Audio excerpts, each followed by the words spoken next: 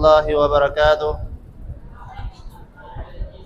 نحمده ونصلي على رسوله الكريم، أما بعد، فأعوذ بالله السميع العليم من الشيطان الرجيم من همزه ونفسه ونفثه. بسم الله الرحمن الرحيم. إن الدين عند الله الإسلام. وقال النبي صلى الله عليه وسلم: بني الإسلام على 5: شهادة أن لا إله إلا الله وأن محمدا عبده ورسوله وإقام الصلاة وإيتاء الزكاة والحج وصوم رمضان. تمام قسم کی حمد و ثنا اللہ جل شانہ کی ذات کے لیے، جس نے انسان کو اشرف المخلوقات بنایا، اور انگنت لا تعداد درود السلام ہو امام الانبیاء سرور کائنات جناب محمد الرسول اللہ صلی اللہ علیہ وآلہ وسلم کی پاکیزہ اور بابرکت مقدس ہستی پر، جس ہستی کو اللہ رب کائنات نے تمام کائنات کے لیے، ساری روح زمین کے لیے رحمت للعالمین بنا کے مبعوث فرمایا۔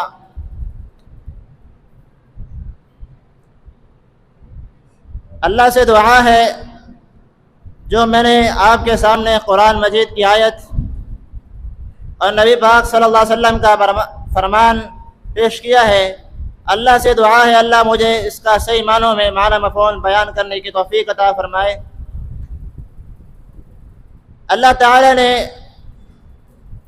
اللہ کے ہاں جو پسندیدہ اور محبوب ترین دین ہے، وہ دین اسلام ہے، وہ دین ایمان، اور جس اسلام کو لے کر نبی علیہ الصلوۃ والسلام اس روح زمین پر اللہ نے ان کو مبعوث فرمایا۔ اور نبی علیہ الصلوۃ والسلام کی حدیث ہے، اسلام کی بنیاد جو ہے یہ 5 چیزیں ہیں، یعنی اسلام کا قلعہ یہ 5 چیزیں ہیں، جو ان 5 میں سے ایک کو چھوڑ دیتا ہے اس کا اسلام مکمل نہیں، اس کا ایمان مکمل نہیں۔ وہ سب سے پہلی چیز کیا ہے؟ اللہ کی ذات کی گواہی دینا کہ اللہ کے سوا نہ کوئی داتا ہے، نہ کوئی دستگیر ہے، اللہ کے سوا نہ کوئی مشکل کشا، نہ کوئی حاجت روا۔ اللہ کا قرآن کہتا ہے الہکم الہ واحد، تمہارا الہ ان کا الہ ایک ہی ہے، یعنی معبود برحق اللہ کے سوا کوئی نہیں۔ اور دوسری چیز محمد صلی اللہ علیہ وسلم کو اللہ کا رسول تسلیم کرنا۔ اللہ کا قرآن کہتا ہے وما محمد الا رسول، نہیں ہے محمد صلی اللہ علیہ وسلم مگر اللہ کے رسول۔ اور قرآن کا دوسرا مقام سبحان الذی اسریٰ بعبدہ، پاک وہ ذات ہے جس نے اپنے بندے کو سیر کرائی۔ اور دوسری چیز نماز قائم کرنا، اقیم الصلاۃ، نماز قائم کرو۔ سامعین کرام، نماز بہت بڑا دین اسلام کا ایک رکن ہے، یہ دین اسلام کے ارکان میں سے ایک رکن ہے۔ جو نماز نہیں پڑھتا وہ مسلمان ہی نہیں ہے۔ اور دوسری چیز زکوٰۃ ادا کرنا، اور تیسری چیز حج بیت اللہ کرنا۔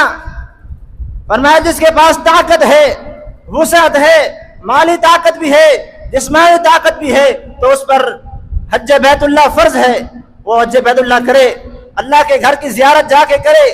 اور آخری چیز رمضان اور مبارک کے روزے رکھنا۔